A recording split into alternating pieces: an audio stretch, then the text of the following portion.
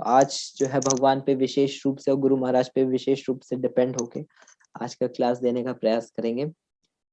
Translation में बताया गया है कि जो लोग अत्यंत श्रम पूर्वक तथा दीर्घ काल तक गुरु से श्रवण करते हैं, उन्हें शुद्ध भक्तों के चरित्र तथा कार्यकलापों के विषय में शुद्ध भक्तों के मुख से सुनना चाहिए। शुद्ध भक्त अपने हृदयों के भीतर सदैव उन भगवान के चरण कमलों का चिंतन करते हैं जो अपने भक्तों को मोक्ष प्रदान करने वाले हैं। बड़ा ही इंपॉर्टेंट श्लोक है और यहाँ पे ये बहुत स्पेशल वर्ड आया है, श्रम पूर्वक तथा दीर्घ काल तक। तो एक बार जब भगवान राम वन में गए थे, तो वन में पहुंचे तो वहां पे उनको भगीरथ मुनि मिले और भगीरथ मुनि से उन्होंने भारद्वाज मुनि मिले और भारद्वाज मुनि से उन्होंने पूछा कि आप मेरे को बताइए कि मैं कहाँ पे वास करूं। तो भारद्वाज मुनि भगवान राम को 13 स्थान बताते हैं कि आप इन इन जगह पे जो है जाके निवास कीजिए। उसमें जो है पहला स्थान जो है भगवान राम को बताया जाता है भारद्वाज मुनि के द्वारा कि आप उन भक्तों के हृदय में निवास कीजिए जिनका श्रवण समुद्र के समान है। जिन भक्तों का श्रवण समुद्र के समान है, ऐसे भक्तों के हृदय में जाके आप निवास कीजिए। तो वहां पे प्रश्न उठता है कि भाई समुद्र से क्यों कंपैरिजन किया गया? क्योंकि समुद्र बहुत गहरा होता है और समुद्र में कंटिन्यूअस जो है नदियां फ्लो करती जाती रहती है और इतनी सारी नदियां फ्लो करती हैं, उसके बावजूद जो है समुद्र ओवरफ्लो नहीं हो जाता। तो ये एक समुद्र का क्वालिटी है। वैसे ही जो है भक्तों का भी ये जो क्वालिटी है होना चाहिए कि हमारा जो श्रवण है वो समुद्र के जैसा हो, कंटिन्यूअस इसके अंदर जो है भगवान की कथा जानी चाहिए। जितनी ज्यादा इसमें भगवान की कथा जाएगी उतना ज्यादा हमारे हृदय के अंदर भगवान प्रवेश करेंगे। तो दीर्घ काल तक, यहाँ एक वर्ड यूज किया गया है, श्रम पूर्वक तथा दीर्घ काल तक। कब तक श्रवण करना है? पूरा जीवन श्रवण करना है। तो श्रवण करने का ऑब्जेक्टिव क्या है? श्रवण करने का ऑब्जेक्टिव क्या? ज्ञान अर्जित करना है। क्योंकि आप देखिए, हम सबको मालूम है कि भगवान कृष्ण का लीलाओं में क्या हुआ, महाप्रभु की लीलाओं में क्या हुआ, राम जी की लीला में क्या हुआ, हम सब बेसिक सब कुछ एक बार सुनते सुनते कुछ साल के बाद जान जाते हैं। तो क्या हम लोग जो है सुन रहे हैं केवल ज्ञान को अर्जित करने के लिए? क्योंकि ज्ञान को अर्जित करने के लिए सुन रहे हैं तो एक टाइम के बाद हमारा सुनने की इच्छा कम हो जाएगी, उतना ध्यान से नहीं सुनेंगे, उतना तल्लीनता से नहीं सुनेंगे। तो ऑब्जेक्टिव यहाँ पे ज्ञान को अर्जित करना नहीं है। क्या हमारा ऑब्जेक्टिव ये है कि हम कोई भी क्लास सुने तो उससे हमें पॉइंट्स मिल जाए? नहीं, ये भी ऑब्जेक्टिव नहीं। हम लोग भगवान के बारे में सुन रहे हैं क्योंकि भगवान के बारे में सुन के ही हमें एक्चुअल आनंद मिलेगा, प्रेम मिलेगा। क्योंकि जिस व्यक्ति से हम प्रेम करते हैं उसके बारे में हमें बोलना और उस व्यक्ति के बारे में सुनना हमें बहुत अच्छा लगता है। जैसे आपके घर में एक छोटा बच्चा है, 3-4 साल का है, बिल्कुल शैतान है। तो आपके घर में कोई भी आता है तो आपको बहुत अच्छा लगेगा उसके बारे में बताना, ये ऐसा करता है, ये ऐसा करता है, ये ऐसा बोला, ऐसा जवाब दे दिया, देखो कितना नटखट है, इतना सा छोटा सा है फिर भी कितनी सारी बातें बोलता है, कुछ भी जवाब दे देता है, कहाँ कहाँ से सीख के आ जाता है पता नहीं। तो आप ऐसे करके उसके बारे में कितनी सारी बातें बता देते हैं और आपको ये सब बताने में आनंद आता है। अब यही बातें आपके घर में अलग अलग रिलेटिव्स आते हैं, आप सबको यही बातें बताते हैं, लेकिन आप थकते नहीं, आपको अच्छा लगता है बताने में। और जो सामने वाला जो व्यक्ति है वो जब इस बात को सुनता है तो उसको बहुत आनंद आता है। बोलने वाले को भी आनंद आता है, सुनने वाले को भी आनंद आता है। अब देखो, बोलने वाले का यहाँ पे क्वालिटी देखो, बोल कौन रहा है? उसकी माँ बोल रही है, दादी बोल रही है, मतलब बिल्कुल जो घर के जो उसके साथ में रहने वाले लोग हैं वो लोग बोल रहे हैं। अब उनका एक स्पेशल क्वालिटी ये है कि उन्होंने उस बच्चे के साथ टाइम स्पेंड किया है, उस बच्चे के साथ में टाइम उन्होंने स्पेंड किया है, उन्होंने देखा है कि बच्चा क्या करता है, उन्होंने अपने हाथों से बच्चे को नहलाया पिलाया खिलाया है, अपने सामने उसकी सब एक्टिविटीज होते हुए देखा है प्रत्यक्ष रूप से। तो उनका बताने का देखो क्वालिटी क्या होता है। और यही चीज अगर कोई दूसरा आदमी सेकंड पर्सन बताए, अच्छा उनके घर में बच्चा है, वो ऐसा करता है, वो वैसा करता है, ऐसा करता है, तो उतना मजा नहीं आएगा जितना उसकी माँ से उसके पापा से सुनने में आएगा, उसके दादा के मुंह से सुनने में आएगा, क्योंकि उन्होंने प्रत्यक्ष रूप से देखा है। तो यहाँ पे हमें पता चलता है कि क्यों हमें गुरु से सुनने की जरूरत है, शुद्ध भक्तों से सुनने की जरूरत है। तो जैसे हम लोग शुद्ध भक्तों से सुनेंगे, गुरु से सुनेंगे, क्योंकि जो गुरु हैं, जो भगवान के जो शुद्ध भक्त हैं, वो भगवान के ही रिप्रेजेंटेटिव्स हैं, वो भगवान के ही पार्षद हैं, उनका भगवान के साथ कंटिन्यूअस आदान प्रदान चलता रहता है। तो वो जिन लीलाओं को आस्वादन कर रहे हैं, उसी लीला को, उसी आस्वादन को, उसी रियलाइजेशन को जो है वो शेयर करते हैं। तो यहाँ पे कोई थर्ड पर्सन आके नहीं सुना रहा है, जो व्यक्ति खुद वहां पे पर्सनली उन लीलाओं को रियलाइज कर रहा है, वही व्यक्ति आके आपको लीलाएं सुना रहा है। तो इसीलिए यहाँ पे बोला गया है कि गुरु से श्रवण करें, भगवान के शुद्ध भक्तों से श्रवण करें, क्योंकि शुद्ध भक्तों ने वो लीलाएं खुद देखी है, वो खुद ही इन लीलाओं का आस्वादन कर रहे हैं। और जिस व्यक्ति ने खुद आस्वादन कर रहा है, वो जब आपको बता रहा है, तो ये अलग ही लेवल का हो जाता है। इसलिए शुद्ध भक्तों से सुनना बहुत ज्यादा जरूरी है। और कैसे सुनना है? श्रम पूर्वक सुनना है। ये भी बहुत इंपॉर्टेंट वर्ड है, श्रम पूर्वक। कितना श्रम पूर्वक सुनना है? अत्यंत श्रम पूर्वक सुनना है। ऐसा क्यों हो गया कि मेरे को अत्यंत श्रम की जरूरत पड़ गई सुनने में? क्योंकि श्रवण करने में बहुत सारे ऑब्स्टिकल्स आ सकते हैं, बहुत सारे जो है उसके अंदर प्रॉब्लम्स आ सकती हैं। श्रवण करने में बहुत सारे आ सकते हैं। किस तरह के ऑब्स्टिकल्स आ सकते हैं श्रवण करने में? वही, हमें नींद आ सकती है, हमें बहुत सारे जो है इंपॉर्टेंट काम जो है वो दिख सकते हैं श्रवण करने के बीच में। हमें लग सकता है कि नहीं, ये चीज बहुत जरूरी है, ये बहुत जरूरी है, ये बहुत जरूरी है। हमें श्रवण करने के टाइम में, अगर हम घर से जूम पे श्रवण कर रहे हैं, तो श्रवण करने के टाइम पे बहुत सारी किचन की एक्टिविटीज याद आ सकती है। अरे मेरे को खाना बनाना है, दाल चढ़ानी है, सब्जी चढ़ानी है, रोटी बनानी है, ये करना है, वो करना है। तो हम लोग कैसे श्रवण करते हैं? कानों में ईयरफोन लगा के और अपना काम करते जाते हैं, लेक्चर चलता जाता है, काम करते जाते हैं, लेक्चर चलता जाता है। तो इसलिए यहाँ पे क्या बोला? नहीं नहीं, ऐसे नहीं, अत्यंत श्रम पूर्वक हमें सुनना होगा। जितने ध्यान से सुनेंगे उतना ये काम करेगा। इसके लिए बड़ा सुंदर एक एग्जाम्पल हम सुनते हैं, धुंधकारी की कथा में आता है।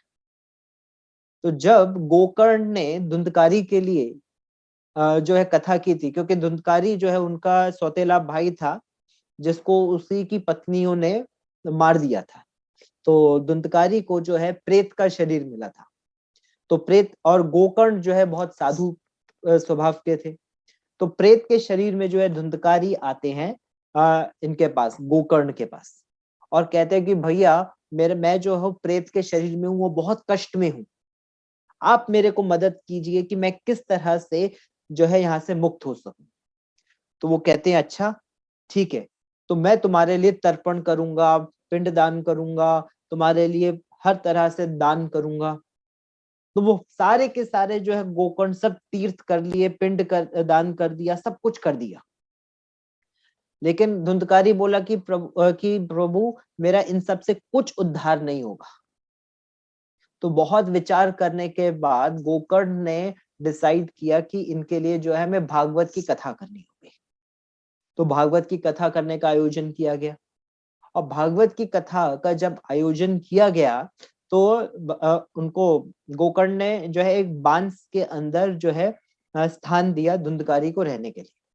और तो उस प्रेत ने बांस के अंदर प्रवेश किया और उसमें निवास करते हुए सारी कथा को सुना। और जब पूरी कथा भागवत की पूरी हो गई तो इमीडिएटली सभी के सामने वो बांस फटा और धुंधकारी जो है चतुर्भुज रूप में प्रकट हुआ और भगवान के धाम को निकल गया। उस कथा में के समय में बहुत सारे और भी लोग थे, बहुत पूरा गांव के लोग बैठे थे। तो सबने जो है गोकर्ण से पूछा कि अरे आपका ये जो भाई है ये तो निकल गया वैकुंठ चतुर्भुज रूप लेके, और हम तो इधर किधर बैठे रह गए, हम भी तो कथा सुने। तो इसके बाद जो है गोकर्ण ने बताया कि देखो धुंधकारी ने जो है कथा को बहुत तल्लीनता से सुना, लौल्यम के साथ सुना, और आप लोगों ने नहीं सुना। तो उसके बाद जो है सबने अपनी अपनी अपनी गलती मानी और गोकर्ण से कहा कि प्रभु आप दोबारा से अपनी कथा को कीजिए और हम तल्लीनता से सुनेंगे।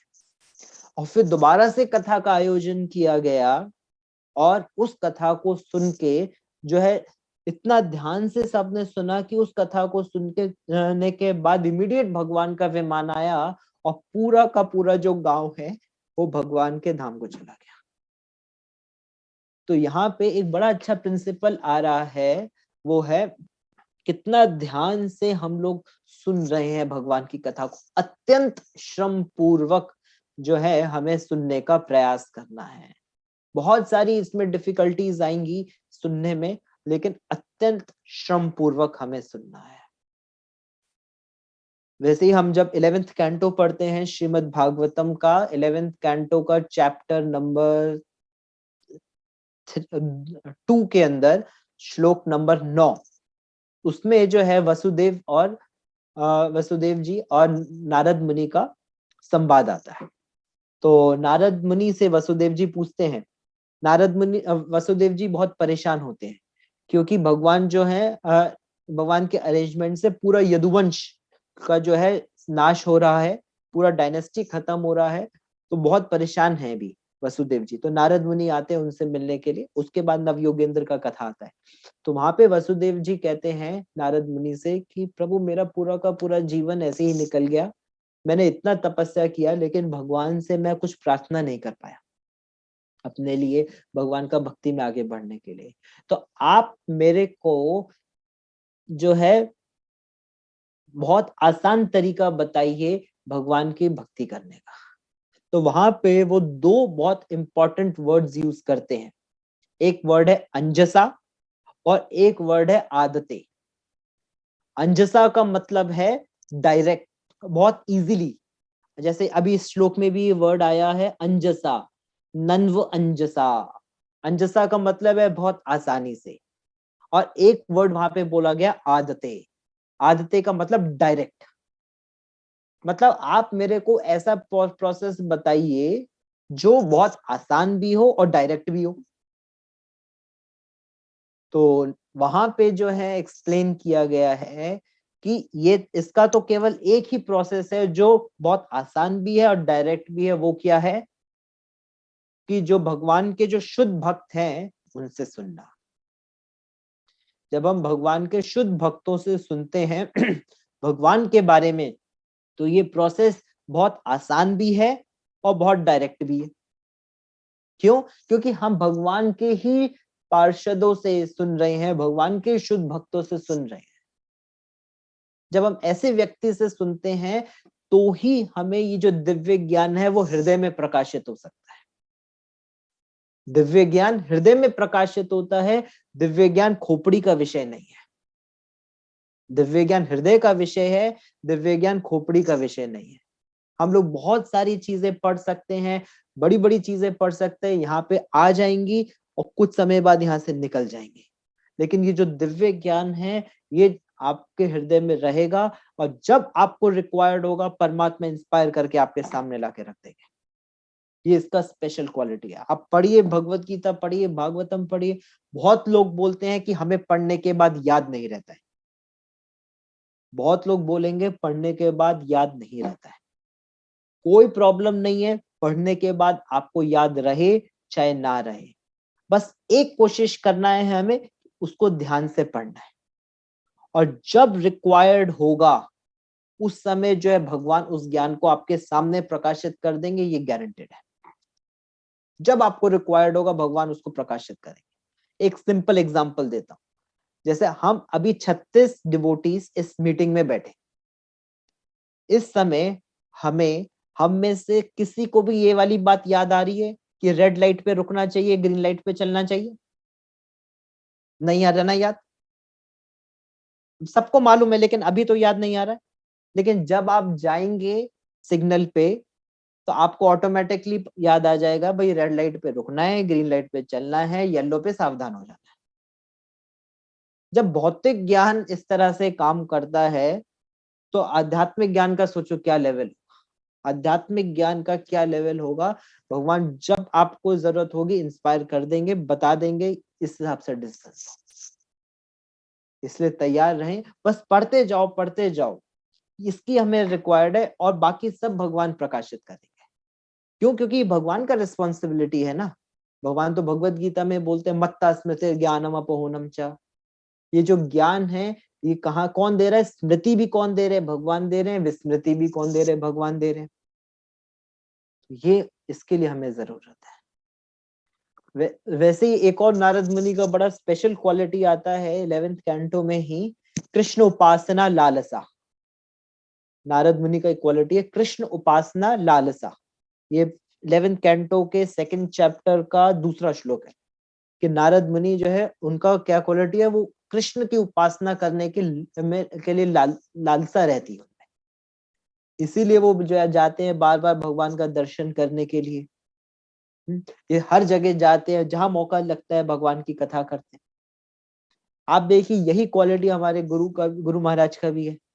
उनके अंदर कितना ज्यादा लालसा है भगवान का सेवा करने का, भगवान के विग्रहों की पूजा करने का, कितना ज्यादा कृष्ण उपासना लालसा भरी हुई है उनमें। और जहां जाते हैं जब मौका मिलता है वो जो है भगवान की कथा कर रहे हैं, जब जा रहे हैं उनको भगवान की कथा कर रहे हैं। आपको एक बड़ा अच्छा इंसिडेंट बताता हूँ। एक बारी मैं महाराज के साथ जा रहा था खारगढ़ मंदिर, तो पीछे बैठा हुआ था सीट पे और महाराज आगे बैठे थे।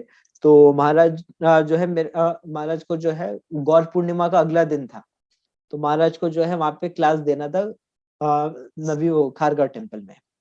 तो महाराज मेरे को बोले कि ये श्लोक पढ़ो, तो मैं पढ़ दिया। तो फिर बोले अच्छा आगे पीछे, वो श्लोक था चैतन्य चरितमृत के 7वें अध्याय का श्लोक नंबर 108। तो 108 नंबर का मैं श्लोक पढ़ा। उससे पहले बोले 2-3 श्लोक पहले का पढ़ो, तो मैंने पढ़ दिया। फिर महाराज बोले कि ऐसा करो पूरा चैप्टर पढ़ो। मैंने कहा 250 श्लोक का चैप्टर है, कैसे कंप्लीट होगा? ये नवी मुंबई पहुंच जाएंगे हम खारगर। तो फिर मैं पढ़ना शुरू किया टेक्स्ट 1 टेक्स्ट 2। तो महाराज बोले नहीं नहीं नहीं नहीं, तुम बहुत स्लो हो। तो महाराज जो है मेरे से बुक ले लिए और खुद ही जो है पढ़ने लग गए चैतन्य चरितमृत का chapter, the advent of lord Chaitanya. और आप मानेंगे नहीं, महाराज ने पूरा का पूरा चैप्टर जो है खारगर पहुंचने से पहले कंप्लीट कर लिया। और पढ़ने के बाद हंसने लग गए, हंसते हंसते कह रहे Chaitanya Charitamrita is so sweet, I read the whole chapter. तो महाराज जो है इतना आस्वादन कर रहे हैं उन लीलाओं का, और इतना आस्वादन करते हैं और फिर उसको जो है शेयर करते हैं। और आपको ऐसे इंसिडेंट बताऊं, जब हम लोग जगन्नाथपुरी जब महाराज ने अपना यात्रा निकाला था, तो महाराज जो है 1 हफ्ता रोज रीडिंग किया था मैं महाराज के लिए, और हरिदास ठाकुर के ऊपर पढ़ा था। रोज हरिदास ठाकुर के ऊपर पढ़ते, ऐसी ऐसी बातें हरिदास ठाकुर के बारे में पढ़ रहा था। मैं पहली बार जान रहा हूँ इतना टेक्निकल डिटेल्स। क्यों हरिदास ठाकुर जो है ब्रह्मा जी के अवतार हैं, क्यों वो मुसलमान फैमिली में ही प्रकट हो, इतना टेक्निकल डिटेल्स मेरे को पढ़ने में बेबिल्डर हो रहा हूँ मैं, थक गया पढ़ते पढ़ते। महाराज इतना टेक्निकल डिटेल्स को जानते हैं। लेकिन जब महाराज क्लास देने बैठते हैं तो वही चीजें बताएंगे जो प्रभुपाद जी ने बोला। उसमें से कुछ नहीं बताया, उसे वही चीजें बताते हैं जो प्रभुपाद जी ने बोला। और एक और आपको बताता हूँ, राधा अष्टमी के टाइम पे भी ऐसे ही हुआ। महाराज इतना हैवी पास टाइम्स, जब महाराज थोड़ा मूड में होते हैं तो फिर पढ़ते हैं, इतना हैवी उन्होंने डिटेल्स पढ़ते थे कि किस तरह से गोपियां भगवान के साथ इंटरेक्ट करती हैं, राधा रानी का किस तरह से संबंध है भगवान के साथ, बहुत डिटेल में। लेकिन जब इतना डिटेल में महाराज सुन रहे हैं, आस्वादन कर रहे हैं, लेकिन जब क्लास देंगे तो वही चीजें बताएंगे जो प्रभुपाद जी ने।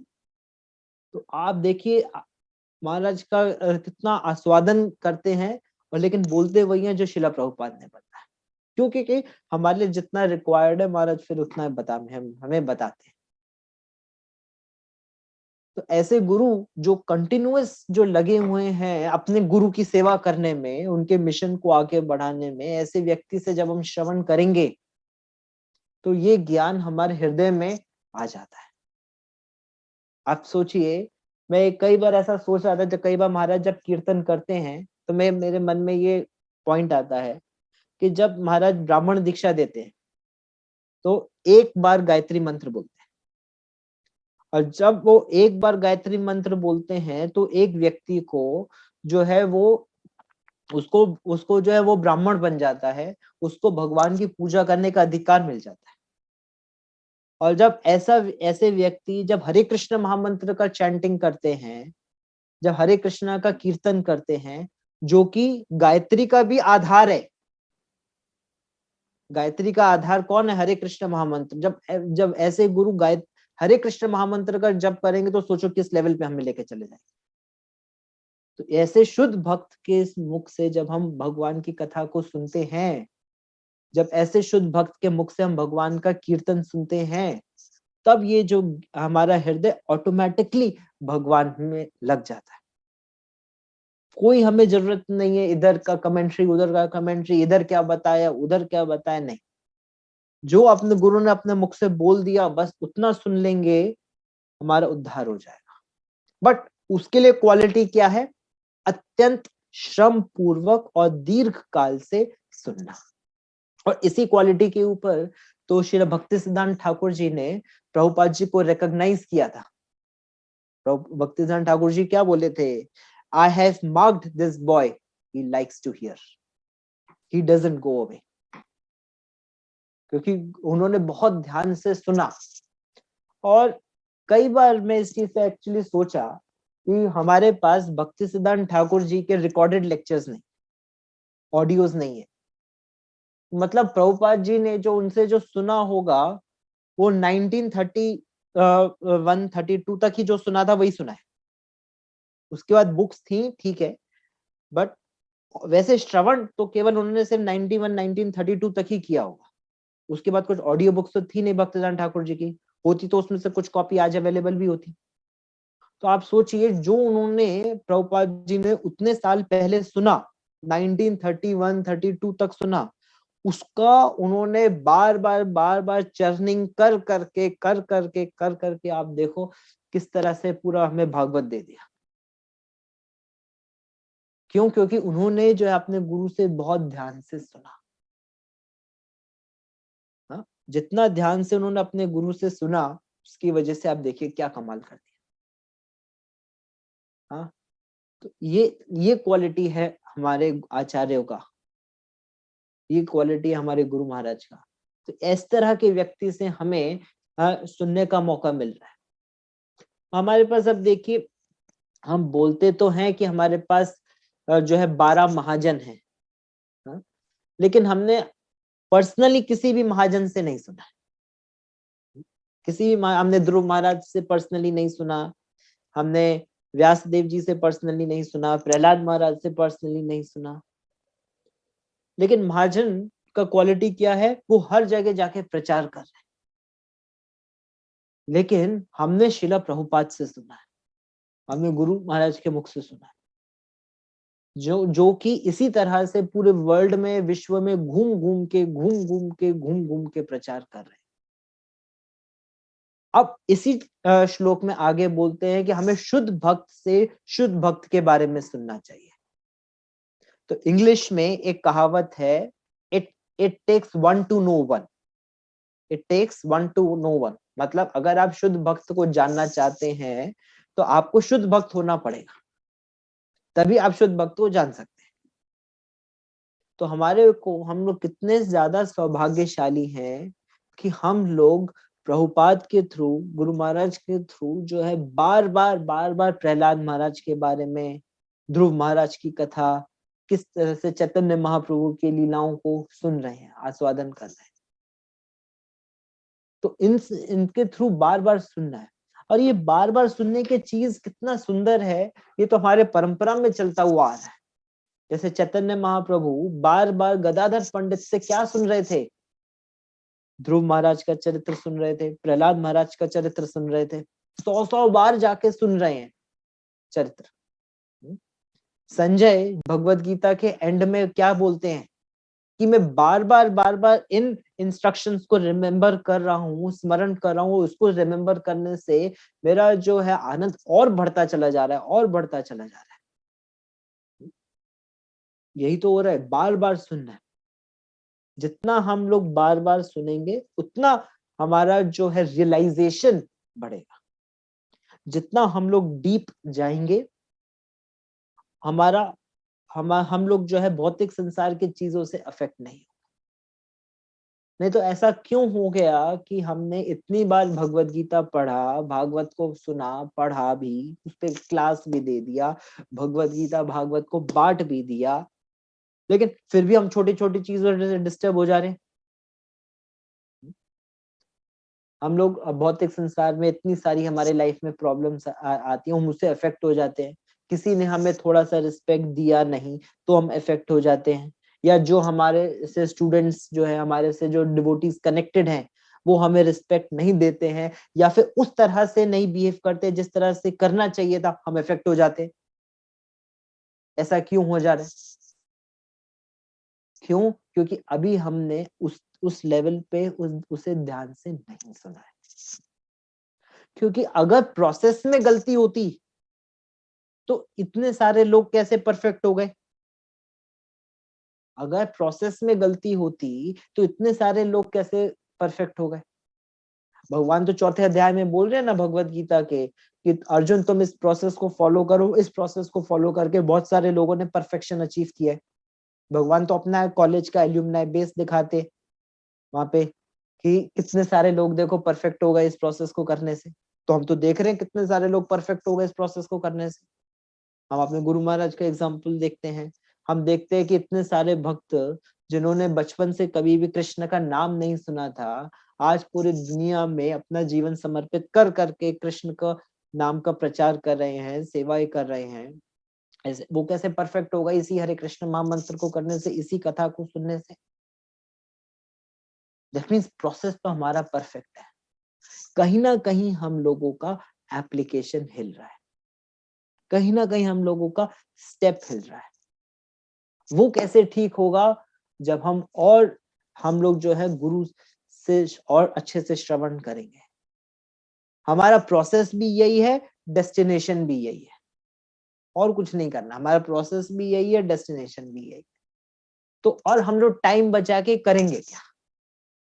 कई बार हमें लगता है कि हमें टाइम बचाना है, टाइम बचाना है, अभी टाइम नहीं है, चलो हम लोग बहुत सारा मल्टीटास्किंग कर लेते हैं, हम श्रवण भी कर लेते हैं, हम खाना भी बना लेते हैं, हम श्रवण भी कर लेते हैं, हम गाड़ी भी चला लेते हैं, हम श्रवण भी कर लेते हैं, हम ऑफिस का काम भी कर लेते हैं। तो हम लोग इतना सारा टाइम बचा के करेंगे क्या? एक ही चीज मैंने अपना पर्सनल रियलाइजेशन शेयर कर रहा हूँ यहाँ पे। एक ही चीज मैं किया हूँ टाइम बचा के, फोन चलाया हूँ और व्हाट्सएप को, फेसबुक को स्क्रॉल किया हूँ, थोड़ा सा ज्यादा सो गया हूँ टाइम बचा के। इसके अलावा मैं कुछ टाइम बचा के एक्स्ट्रा नहीं किया। मैं बहुत बार कोशिश करता हूँ कि टाइम बचा लूं, चीजें जल्दी जल्दी जल्दी जल्दी कर लूं, जल्दी जल्दी माला कर लूं, जल्दी जल्दी रीडिंग कर लूं, जल्दी जल्दी हियरिंग कर लूं। फिर इतना सारा टाइम बचा के क्या करता हूँ, थोड़ा सा इधर बात करता हूँ, थोड़ा इधर बात करता हूँ, थोड़ा मोबाइल चला देता हूँ। उसके लिए मैं इतना सारा टाइम बचा रहा हूँ, हर जगह से काम टाइम काट रहा हूँ। तो इसीलिए मेरे को ये जो वर्ड है, अभी क्योंकि ये श्लोक में पहले तो पढ़ा ही नहीं था, जस्ट अभी माता जी ने श्लोक नंबर बताया तो मैंने पढ़ा। मेरे को ये वर्ड बड़ा ही इंस्पायर किया एक्चुअली, अत्यंत श्रम पूर्वक। श्रम पूर्वक भी कैसे? अत्यंत श्रम पूर्वक, बहुत ज्यादा हमें जो है श्रम करने की जरूरत है, मतलब एफर्ट्स तो लगाने पड़ेंगे। ये सब चीजें ऐसी नहीं है कि अपने आप हो जाएंगी, अपने आप कुछ भी नहीं होता है, अपने आप तो सिर्फ गड़बड़ होती है। अपने आप कुछ भी नहीं होगा, एफर्ट तो डालना ही पड़ेगा। तो ये एफर्ट हमें डालने की जरूरत है। जैसे हम लोग देखते हैं महाराज को कितना एफर्ट लेते हैं, कितना ज्यादा एफर्ट, हम तो देख के हैरान हो जाते हैं, कितना ज्यादा एफर्ट, हर चीज में स्ट्रगल, हर चीज में। मॉर्निंग वॉक भी क्यों करना है?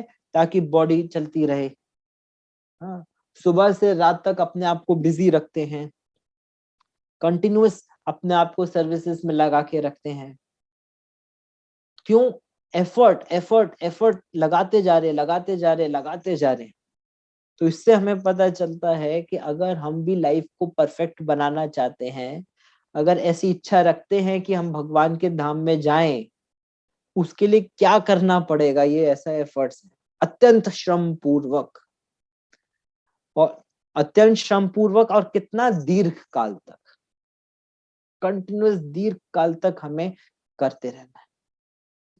कोई भी इससे फर्क नहीं पड़ता हम भक्ति में आज आए हैं, कल आए हैं, 5 साल हो गए, 10 साल हो गए, 15 साल हो गए।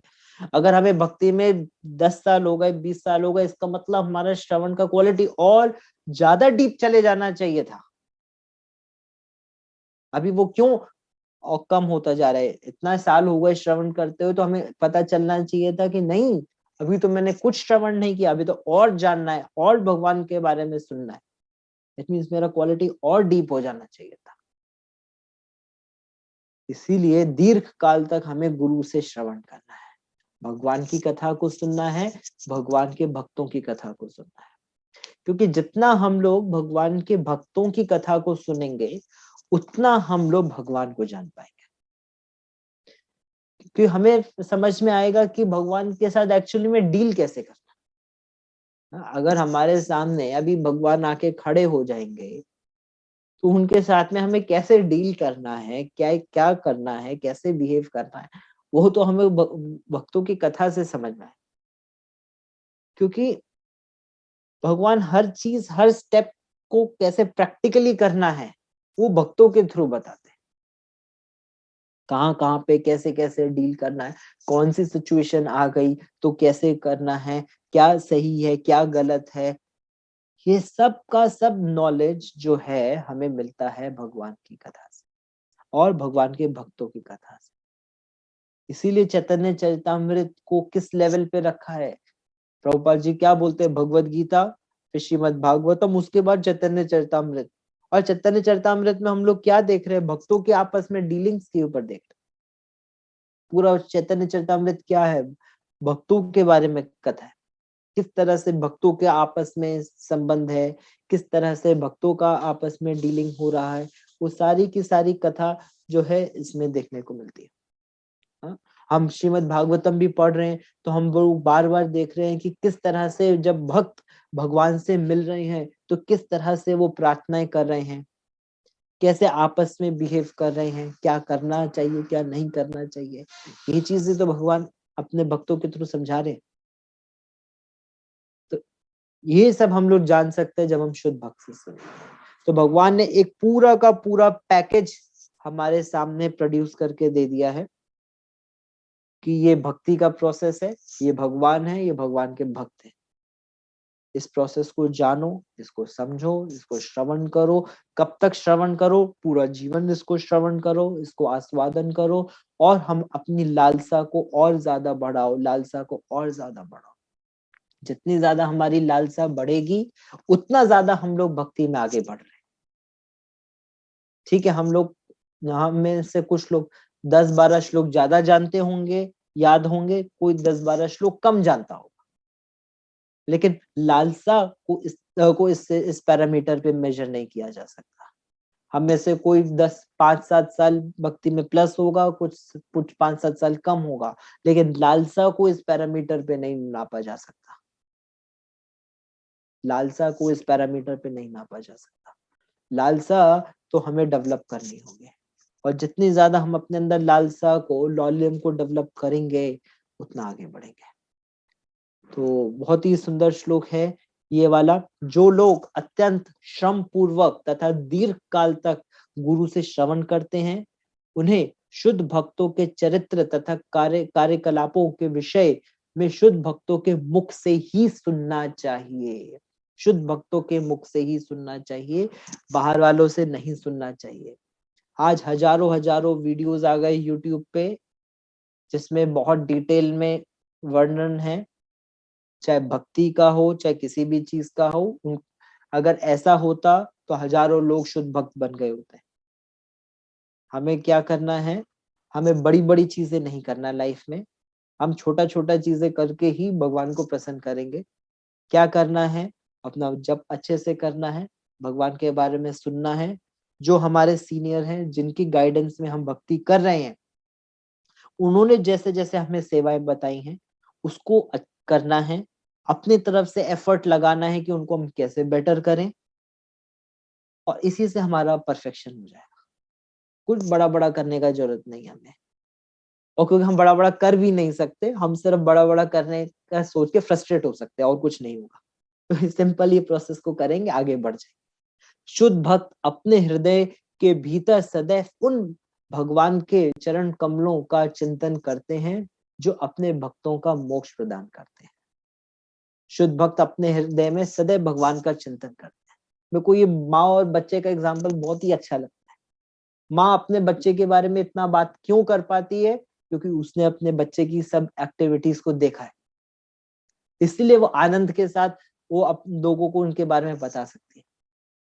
वैसे गुरु है, वैष्णव है, ये लोग भगवान के पार्षद हैं, ये लोग भगवान की एक्टिविटीज को समझ रहे हैं, उनको रियलाइजेशन है इसके ऊपर स्ट्रॉन्ग। जब ऐसे भक्तों के मुख से हम लोग सुनेंगे, समझेंगे, तो हम लोगों को भी उसका कुछ पार्ट मिलेगा। हम लोग थर्ड पार्टी से नहीं सुन रहे हैं, फर्स्ट पार्टी भगवान, सेकंड पार्टी ये शुद्ध भक्त, तो हम लोग सेकंड पार्टी से ही डायरेक्ट सुन रहे हैं। तो जितना डायरेक्ट सुन रहे हैं उसी से हमारा बेनिफिट हो जाएगा। यही प्रोसेस अंजसा बहुत इजी भी है और अद्दा डायरेक्ट भी है। तो ये इजी और डायरेक्ट प्रोसेस है, इसको पालन करेंगे तो हम लोग जो है भगवान के और निकट आएंगे। हम लोग एक बोनाफाइड गुरु के बोनाफाइड डिसाइपल बन जाएंगे। बोनाफाइड गुरु के बोनाफाइड डिसाइपल इस प्रोसेस से बन जाएंगे। ये मेरा कुछ अभी आप लोगों की कृपा से, कृष्णमयी माता जी के आशीर्वाद से कुछ समझ में आया, तो मैं आप लोगों के सामने शेयर किया। कोई इसमें कुछ करेक्शन हो, फीडबैक हो तो दे सकते हैं। हरे कृष्णा।